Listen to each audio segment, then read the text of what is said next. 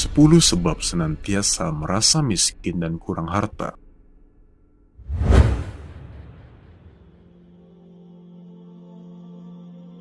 Ketahuilah bahwa semua rezeki itu dari Allah Ta'ala. Terkadang Allah luaskan rezeki kepada seseorang, terkadang Allah sempitkan. Tugas kita adalah menerima semua putusan Allah dengan sabar, bersyukur, dan qanaah atau merasa cukup dengan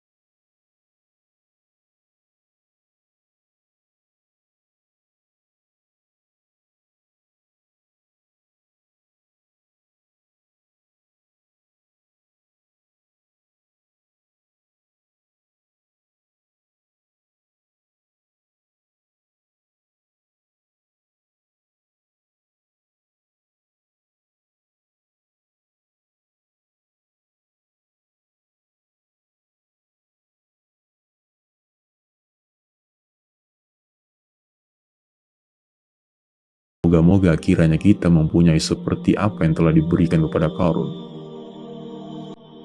Sesungguhnya ia benar-benar mempunyai keberuntungan yang besar. Berkatalah orang-orang yang dianugerahi ilmu, kecelakaan yang besarlah bagimu.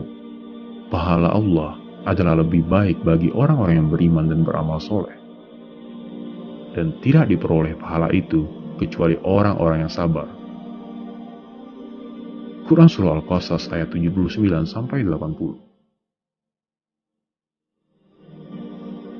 Orang yang berilmu akan paham kekayaan hakiki bukanlah kaya harta benda, namun kekayaan hakiki adalah kaya hati.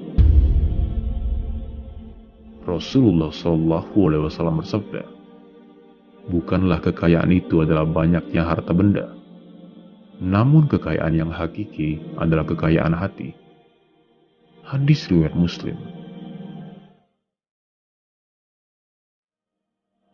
Ketiga, karena mengikuti bisikan setan dengan melakukan maksiat dan berbuat bid'ah.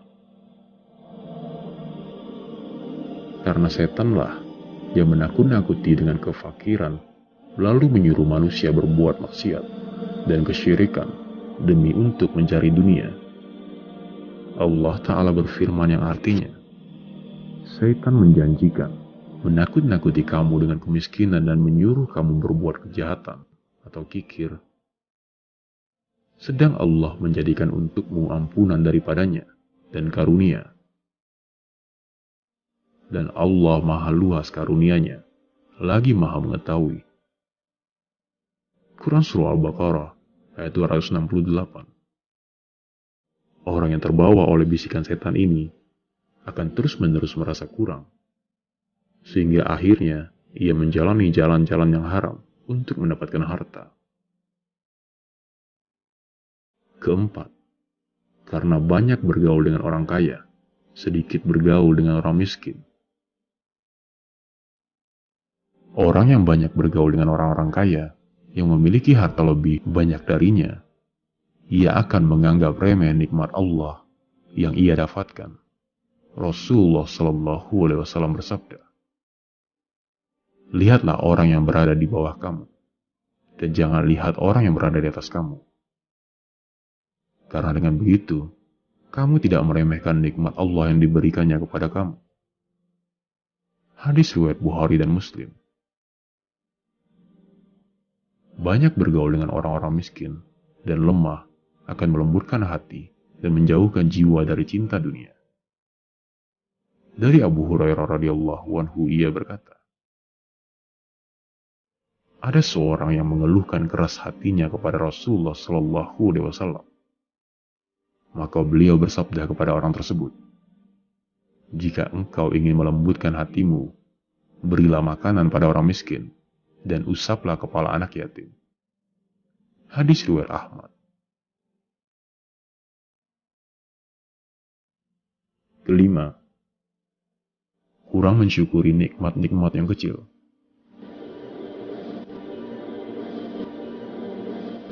Jika hal-hal kecil tidak disyukuri, maka nikmat-nikmat yang besar tidak akan disyukuri dan terus-menerus merasa kurang.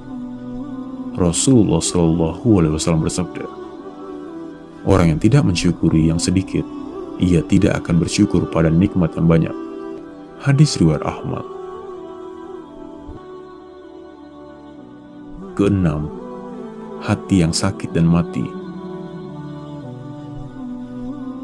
Hati yang sakit dan mati sehingga tidak memiliki tawakal, husnuzan billah, qanaah, syukur, dan ibadah-ibadah hati lainnya.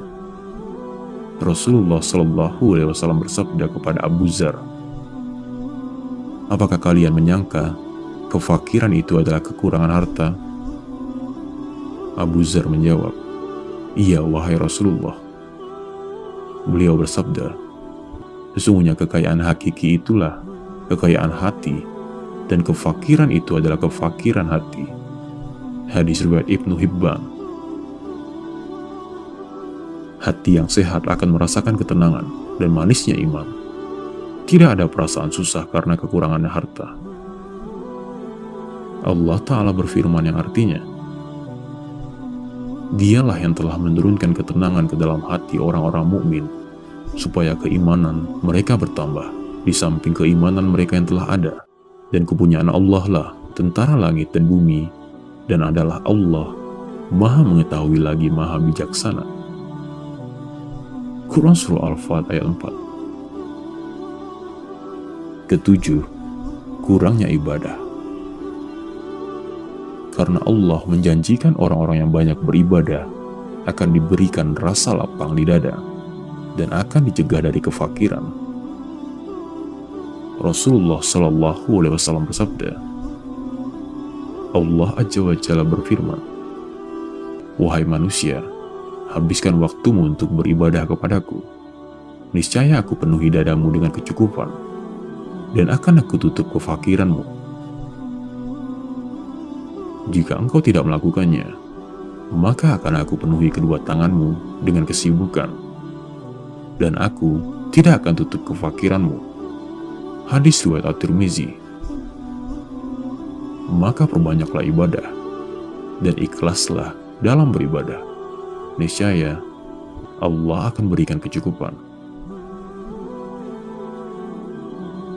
Kedelapan, penghasilan atau pekerjaannya haram. Karena harta yang haram tidak ada keberkahan di dalamnya. Semuanya didapatkan akan terasa kurang dan sedikit kebaikannya. Contohnya harta riba. Allah Ta'ala berfirman yang artinya, Allah menghancurkan harta riba dan menyuburkan sedekah, dan Allah tidak menyukai setiap orang yang tetap dalam kefakiran dan selalu berbuat dosa. Quran Surah Al-Baqarah ayat 276. Dan Rasulullah SAW bersabda, tidak masuk surga daging yang tumbuh dari harta yang haram. Setiap daging yang tumbuh dari harta haram, maka api neraka lebih layak baginya. Hadis riwayat Ahmad. Kesembilan, tidak mau bekerja dan malas. Ketika seseorang tidak mau berusaha dan malas mencari rezeki, bagaimana mungkin ia lepas dari kefakiran? Maka bagi laki-laki tidak boleh malas dan enggan bekerja. Umar bin Khattab radhiyallahu anhu berkata, wahai para pembaca Al-Quran, yaitu ahli ibadah, angkatlah kepada kalian, atau bekerjalah, sehingga teranglah jalan. Lalu berlombalah dalam kebaikan, dan janganlah menjadi beban bagi kaum muslimin. Hadis riwayat Al-Baihaqi.